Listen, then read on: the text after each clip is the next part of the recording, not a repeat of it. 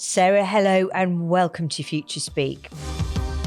I mean, to say it's life-changing isn't an understatement because it has challenged me to show up much more intentionally, to get off of autopilot, to try to really make the impact that I want to. And for me, it's almost a non-negotiable now. Sarah, hello and welcome to Future Speak. I was really excited to have you on the show today. I've read your book, Don't Feed the Elephants.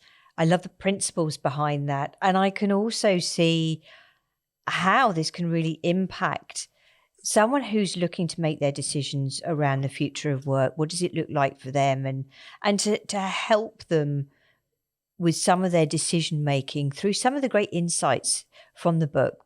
Before we dive into that future of work, I'd love you to introduce yourself to everyone who's watching today. No, thank you so much for the invitation, Sam. It's such an honor to be with you and to be dreaming about and exploring how do we do work differently. I think we've been given such an opportunity to rethink it and rebuild it, and we should take full advantage of that opportunity. So a little bit about me is I'm the founder and owner of a leadership coaching and consulting practice where my colleagues and I, when we think about organizations are really at their core just groups of relationships, and the culture is created by that which we talk about and do with regularity. And so the work that we're really passionate about is how do we help people, leaders and team members have intentional conversations that are meaningful and create the impact that they want. Because we find that a lot of the problems that come up or the pain points, it's all about we're not having the right conversation, or we're not talking about it in the right way, or we're not listening to each other in the right way. And so we're really just committed to how do we help people have the conversations they've been avoiding with themselves and with each other, and to do it differently.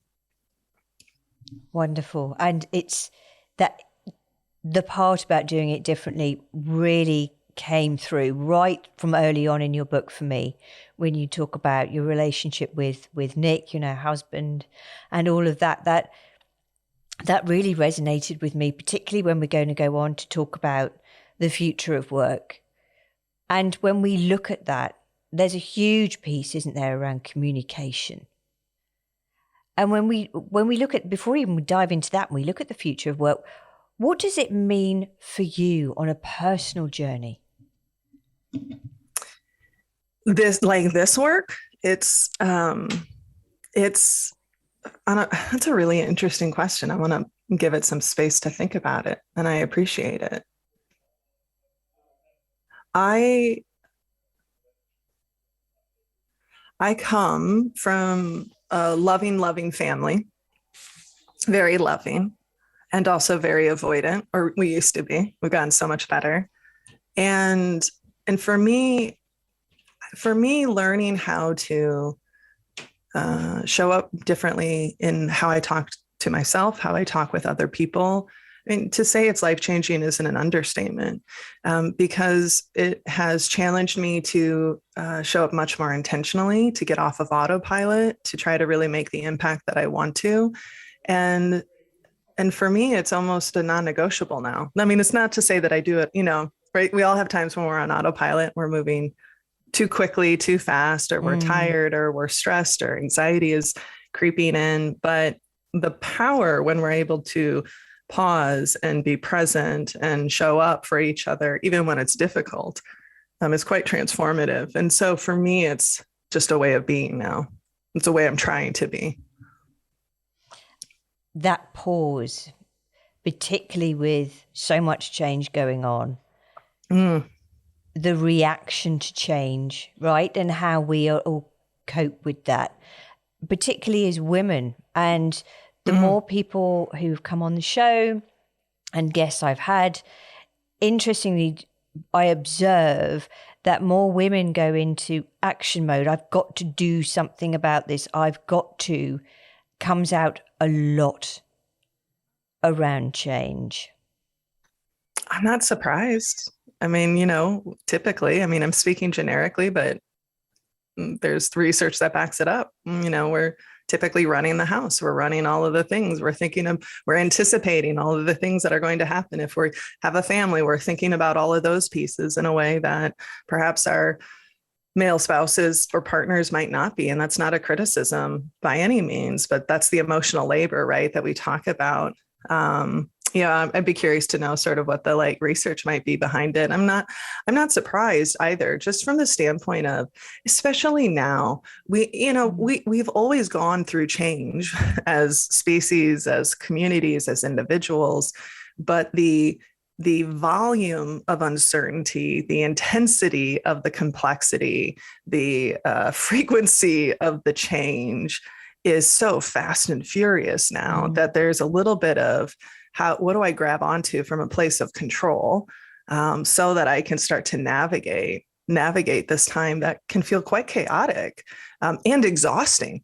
I think that's something we hear a lot is just, I'm just so tired. I just want something familiar and consistent, and that I just know is going to happen. Yes. Isn't it funny? And I hear that so frequently. I'm really tired. I'm not sure where to start. I'm really busy. These are all phrases that we're hearing more and more, I'd say, actually, now we appear to be coming out of the pandemic. Yeah, I'm not, and I, and they're just starting to release different research and studies of the impact that this is having. I think that there's this, I observe this false sense of, oh, we're going back to normal, and not recognizing, but we're fundamentally different. Our brains are fundamentally different. We are headed into what I feel like the next chapter of this whole pandemic is the mental health side of it. And, sometimes people think about post-traumatic stress disorder, PTSD, as something that happens because it's an acute event. And that certainly is true.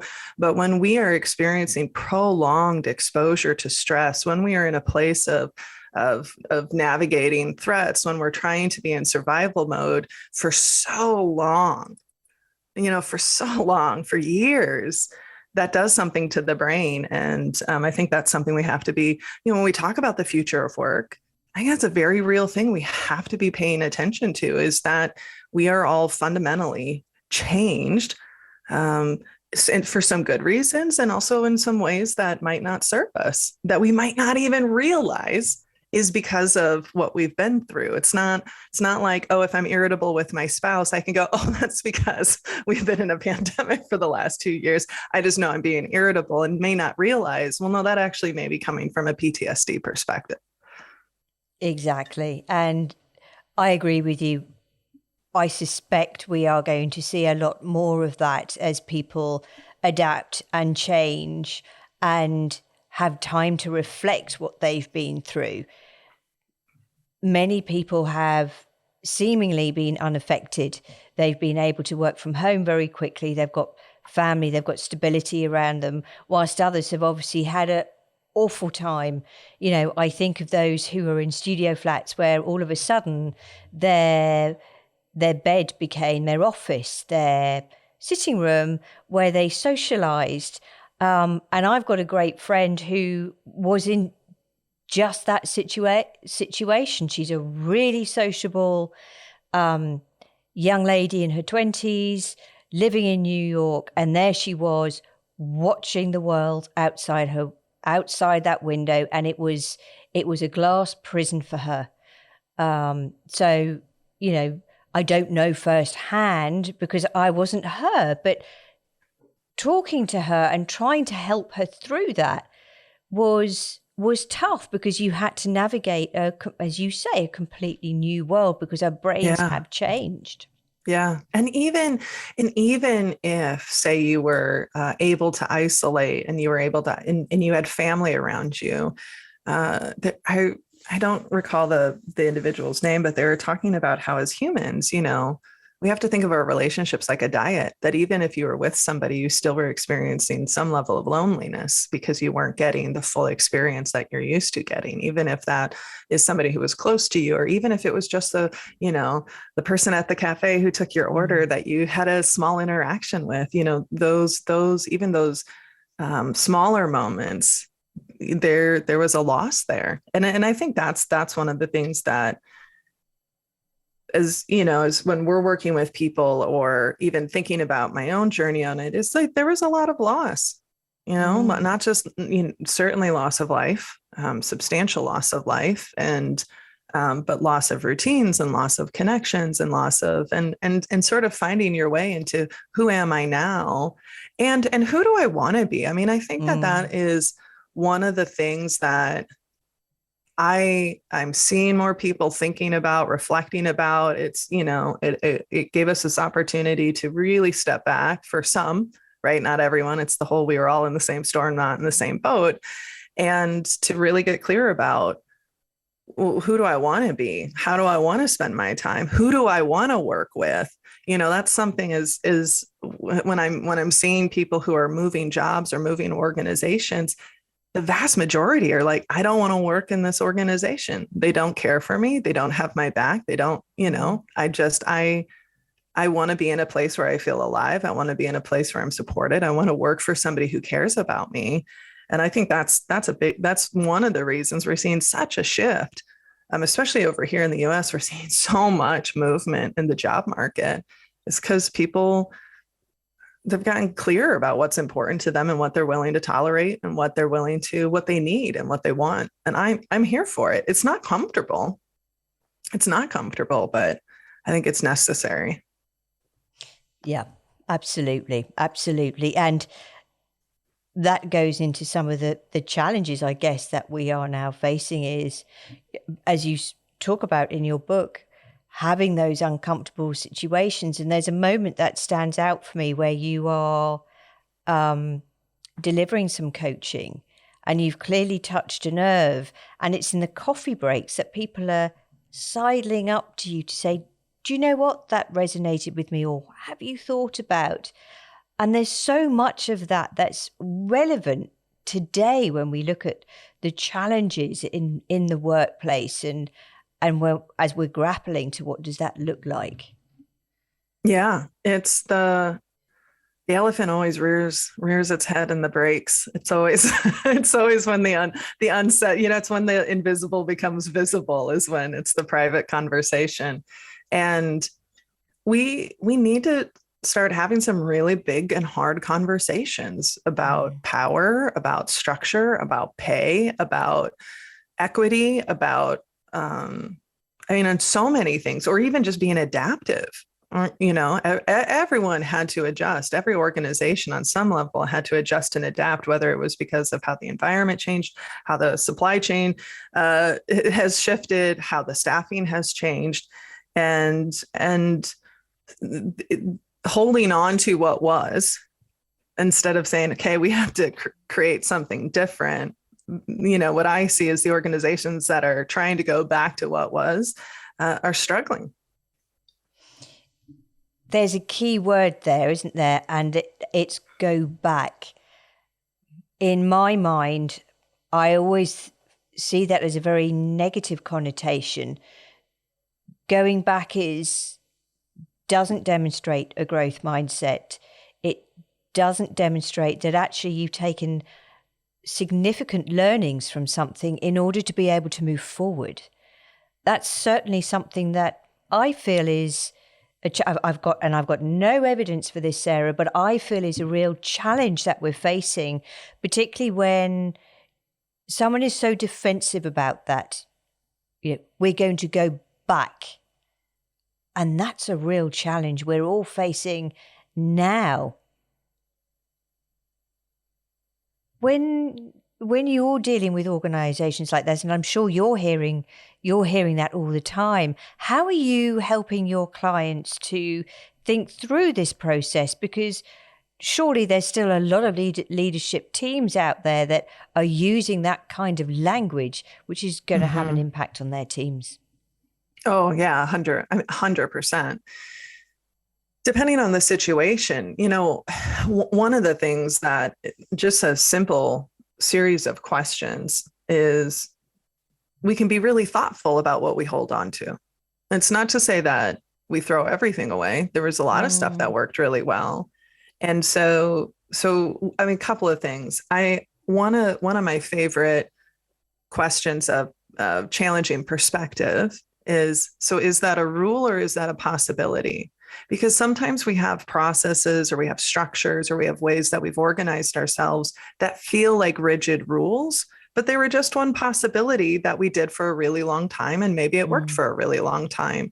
And one of the challenges is that even in leaders and people, and I consider myself in this, even for those of us who want to imagine something different, sometimes it's hard when you only know a certain way. And so challenging our perspective of, so how might we do it different? One of the stories that comes up for me, I was working with a chief operating officer, and he, early on, as everything was going virtual sort of collectively across the board for many organizations, he was lamenting the fact that he felt like he wouldn't have a good relationship with new hires because they would all be onboarded remotely. And I said, so I just want to check, like, is it a rule that you won't have a good relationship with them, or is that just a possibility? How would you do it differently? And I think that as organizations are seeing themselves, that again, it's not, one of the things we're really passionate about is that it's not that people fear change, they fear loss.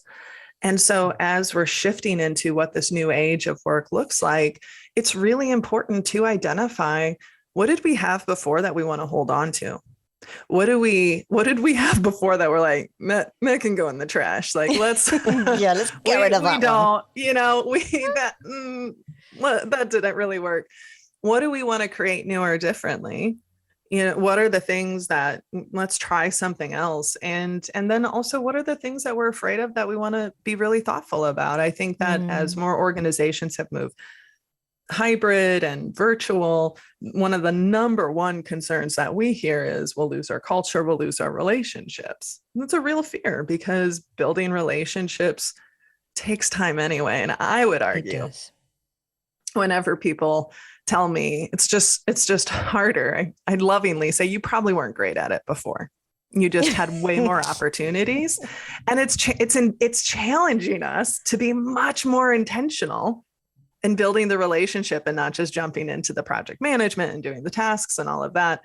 And so it's not, I don't want to throw away the past, but I think that again, we've been given this real gift. It sounds so strange and such a tragedy, but it's this opportunity for us to think differently. And so how do we do it differently? And some people, it's really easy for them to experiment. Others, there's not a corner office on a Zoom screen.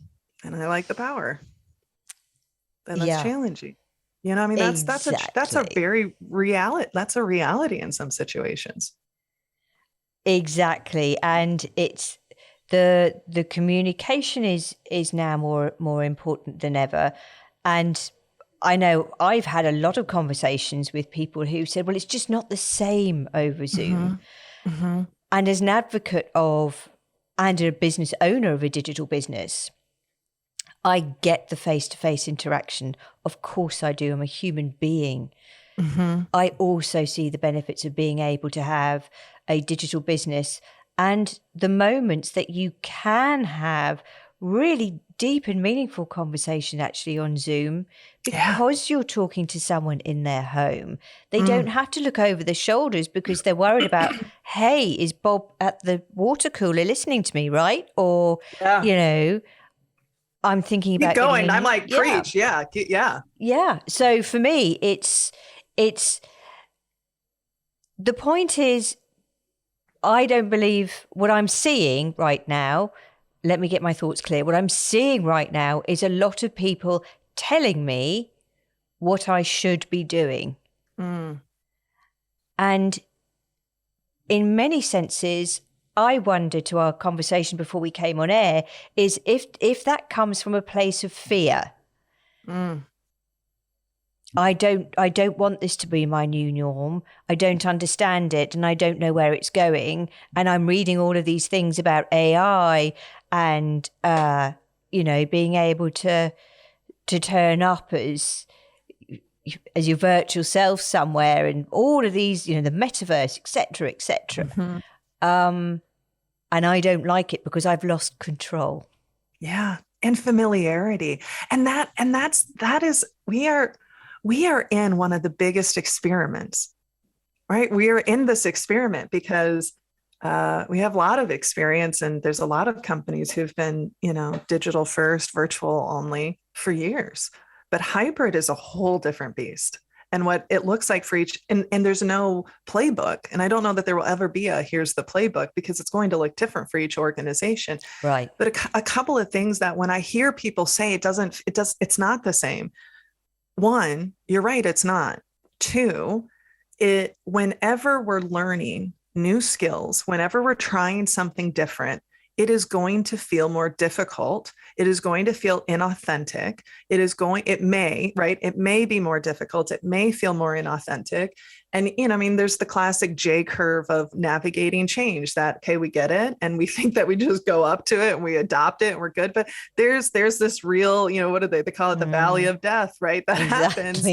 And so when people are, and the other thing is working virtually in a pandemic is different than working virtually in a non-pandemic, when we can travel to see each other, when we can have those in-person meetings. And I get the loss. And I also get the exhaustion it might feel, because we're asking people to show up differently. We're asking them to do differently at a time when they're likely incredibly depleted mentally. I understand all of that.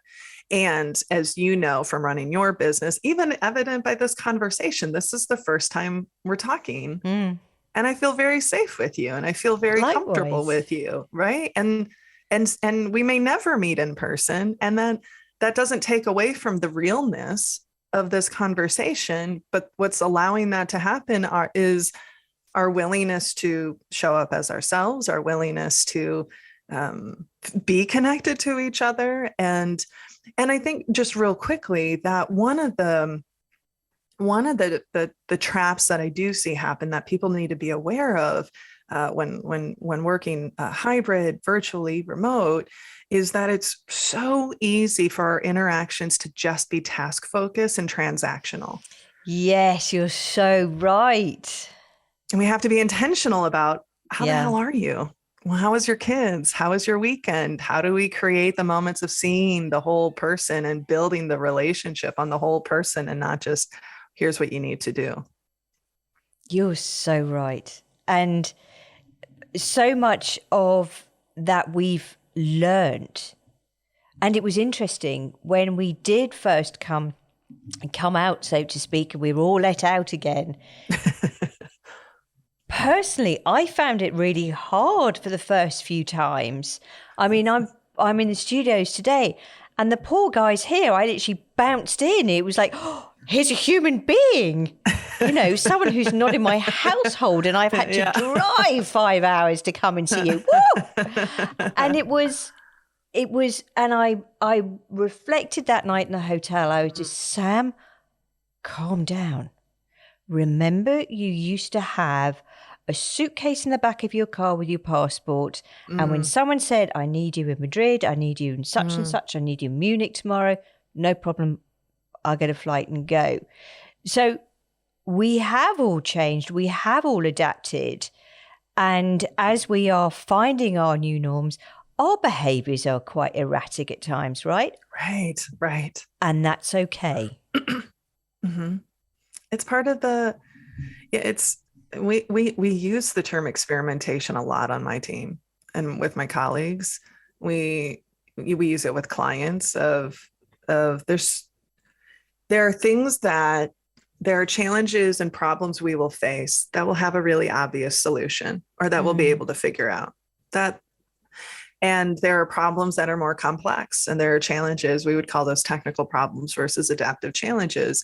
And adaptive challenges are where it requires a change in people's behaviors, their beliefs, their rituals, their loyalties. It's just reading Tara J. Frank's book, The Waymakers. And one of the ways she says it so beautifully is human problems need to have human solutions. And so it is this experiment of trying different things to go, well, so how do we stay connected? Oh, that worked or that didn't. Okay. Now how do we do that? And there's an inherent level of heat that happens, or heat that can get raised, right? When you talk about we can be chaotic or erratic, or we can be exhausted because it's one more thing. I just wanted, it's, I think back to a time in last year when I ordered Chinese food and then something didn't come. I just want my food to come. It wasn't at all about, I'm crying over crab rangoons, and it wasn't at all about crab rangoons. It was just, I wanted certainty.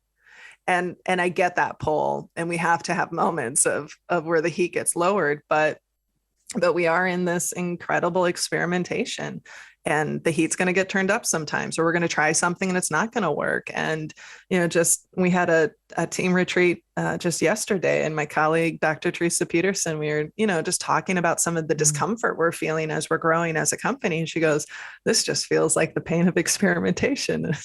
Yep, you're right. It's not comfortable, but it's where we're at. And it's just something to be, again, I understand, I see, I feel that pull to want to have something familiar. It's that homeostasis, right? We want to go back to what we know. And I also know that at some point, this will just become normal. I mean, it already has for many people of connecting virtually or doing work in an asynchronistic way, or there's that evolution that will come. And at some point, this will just be the way. And it won't be uncomfortable, and it won't be weird, and it won't feel exhausting. It'll feel normal. Exactly. And when we look at the valuable work that you and your team are doing, and how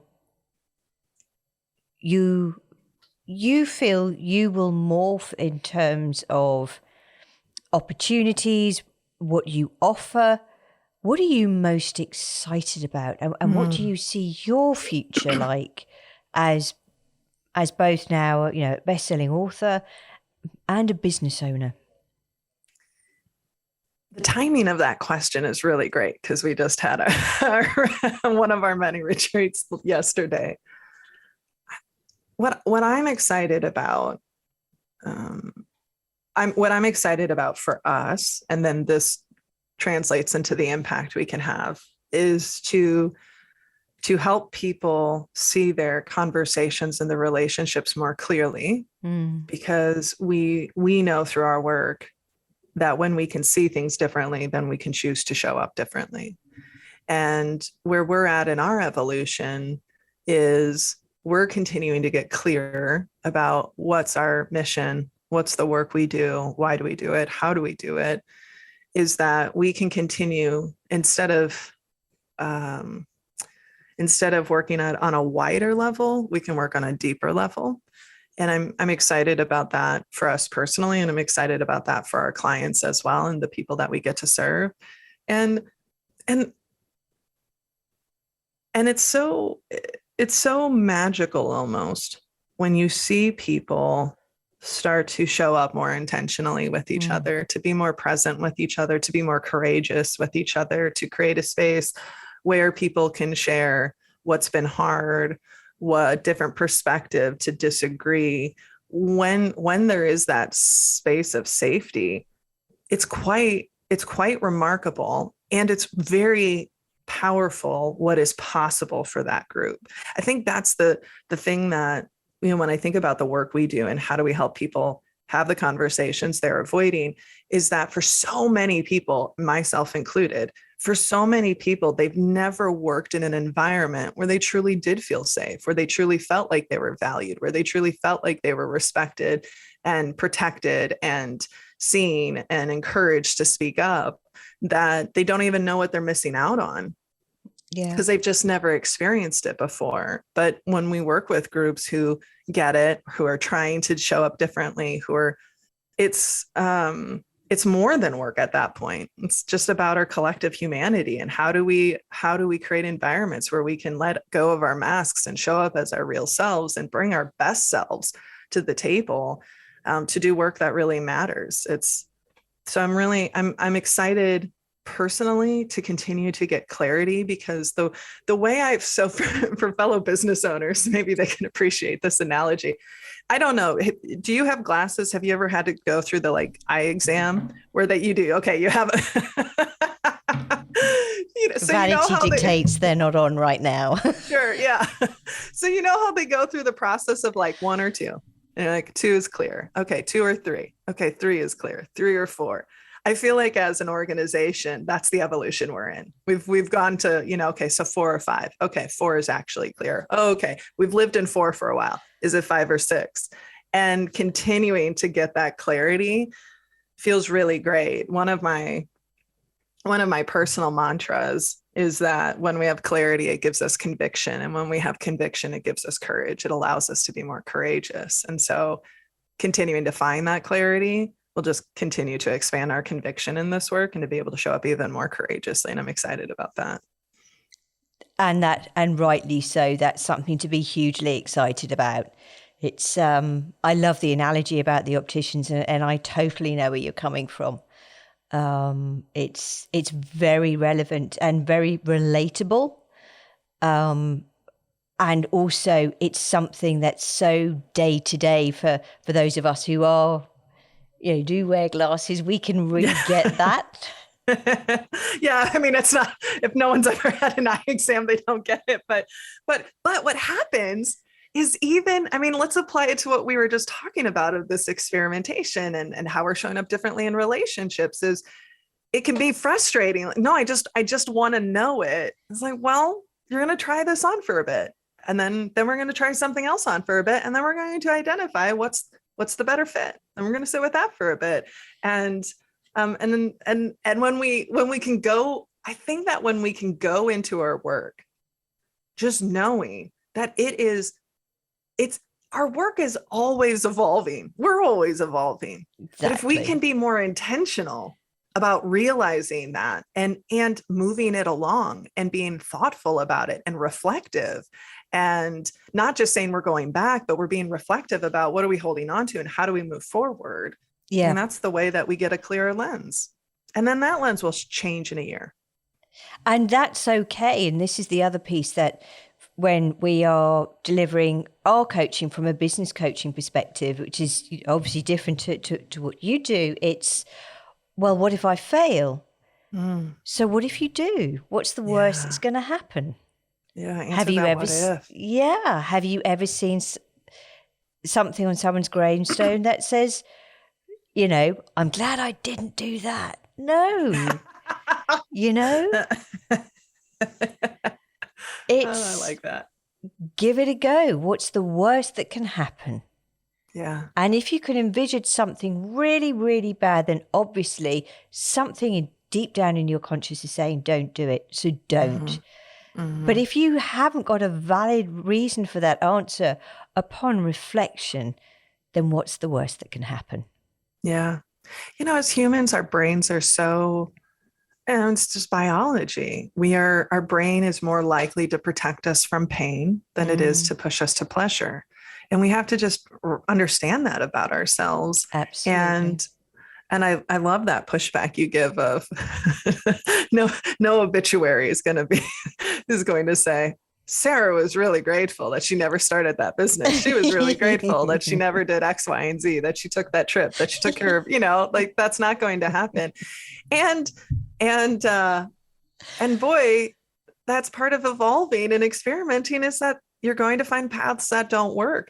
I'll tell you this. I'll tell you a personal story that was coming up for me as you were talking. And again, it is very recent, that one of the things that I've been pushed on as the company has grown and as our exposure has grown is the reality is that the company, the needs, the tasks, everything we need to do has outgrown what we have for our staff. It's a beautiful problem to have, but I was caught in a cycle of it's outgrown me, that I can't keep up on it, that somehow the failure is with me because I can't manage all of this, instead of having the perspective of, well, no, it's just too much for any single person. This isn't a failure on you.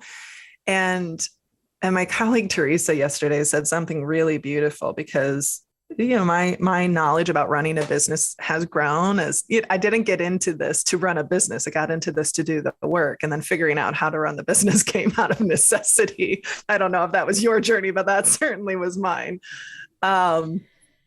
And I said, sometimes I feel like there are things I should just know that I don't yet, or I don't feel comfortable with. And she said, yeah, I hear you. And, her husband and a colleague built a business together, sold it very successfully. She's like, and the partner tried to build a business and he knew, and it didn't work. So sometimes even when you know, it doesn't work.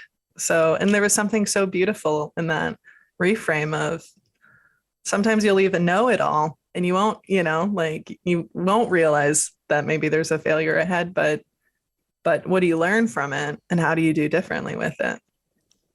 And that's what this is all about, isn't it? Mm-hmm. Oh, Sarah, it's been such Do we have a to pleasure. stop? It's time, isn't it? It is time. I'm so sorry. I could genuinely talk to you for hours. It's just been so great to hear your views and perspectives. I've read your book, I've seen you on other podcasts, so I was excited about today. And just such a light. Thank you for all you're doing. And I'd love to have you on as a guest soon. I would love that. Thank you. Thank you for creating such a safe space for me to be able to show up as my true, authentic self. So that's been a gift. So thank you so much, Sam. And for all the work you're doing and helping us let's think about work differently. What's the future? Because we get to create it now. Exactly. There is no rule book. There is no rule book. And that's what excited me going into the pandemic was great. I'm just going to throw it out and create my own. I love you. So that's what I loved. And, for anyone watching this, if you haven't read Sarah's book, please read it. It is just as you've seen and heard with Sarah today. It is so personable. You can see your character come out in it. You give your whole self, and there's so much good food for thought in there. So if you haven't read it, please do read it. Sarah, thank you again, and we look forward to seeing you soon. I welcome the opportunity.